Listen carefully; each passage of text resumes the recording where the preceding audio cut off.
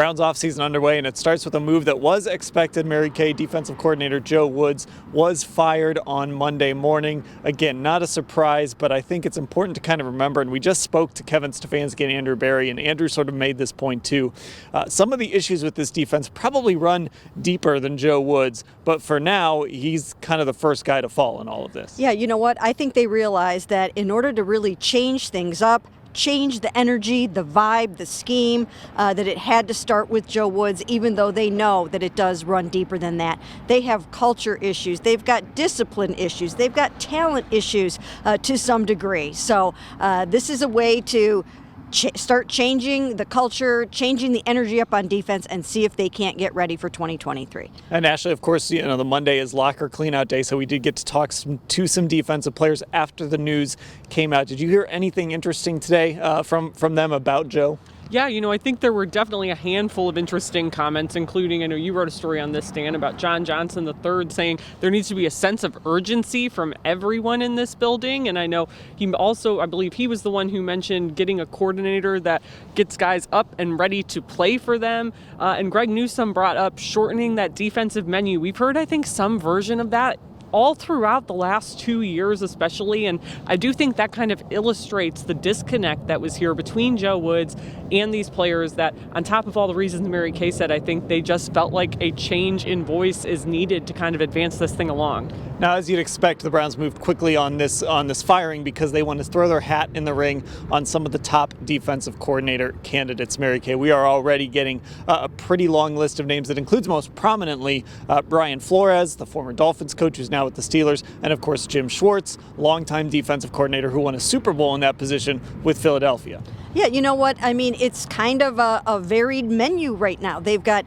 Jim Schwartz is the most experienced of all of the guys. He's got a ton of defensive coordinator experience. He also has head coaching experience. So you have sort of the wise old sage guy like that. Then you've got some younger guys. You've got Gerard Mayo, the inside linebackers coach for the New England Patriots. He's never been a coordinator before, so this would be his first opportunity to do that.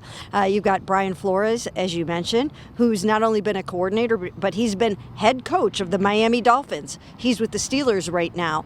And then Sean Desai, who was the coordinator for the Bears. He is now with the Seattle Seahawks, and I think there will be others as well.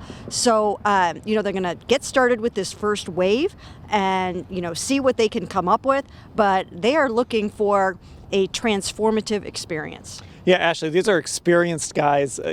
Mary Kay mentioned some of them have head coaching experience, and you do wonder what sort of changes they might bring as far as how the Browns build their defensive tackle room, their linebacker room, all of that. It seems like they're looking more at the personality right now as opposed to maybe how they might change things. Yeah, but it also seems like, I know Mary Kay asked Andrew Berry and Kevin Stefanski today a question about this, like choosing these guys who are like linebackers coaches, for example, right? Like looking at the areas, it seems like that this defense really needs to get beefed up since they couldn't stop the run this year with the front of that defense, the defensive tackles, the linebacker issues, in large part related to injury, but I do think there are questions about the size of some of those guys. So it will be interesting to see if these backgrounds of these respective candidates, who they end up choosing, and how that background kind of fits into what the scheme is going to look like going forward. Now, there's one other coach that I know people are thinking about, and that is Mike Prefer. Mary Kay, Kevin Stefanski said he just needs to meet with all of his coaches. He mentioned he would like to keep some of the defensive assistants. None of them will interview as defensive coordinator. And then, of course, when Prefer was brought up specifically, he just said he hasn't met with his coaches. So this kind of staff isn't completely set in stone yet. No, he's still working through that. We specifically asked him if he will keep Mike Prefer, and he had the opportunity to say yes, and he didn't say that. So I think we have to kind of see what's going to happen there over the next few days. I think it's probably a good sign for Mike Prefer that he still is on the job today because they fired Joe Woods, right last night when they got home from that loss in Pittsburgh. So, there's a decent chance, I guess, that he'll stay, but we can't say that definitively. Okay, we'll cover everything that happens here over the next week. The Browns cleaned out their lockers, did their exit interviews. The players are pretty much done here until the off-season program gets underway, but we're still going. All off-season long, we will cover the full off-season at cleveland.com/Browns.